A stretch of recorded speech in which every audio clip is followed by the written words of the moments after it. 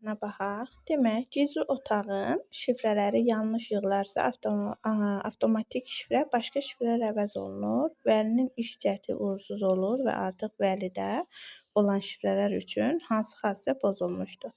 Demək, həmin şifrə başqası ilə əvəz olunursa, artıq həmin şifrə aktual deyil də, köhnəlmiş bir şifrə olduğuna görə düzgün cavabımız B variantı olacaq. Demək, aktuallıq xassiyəsi pozulmuş olacaq.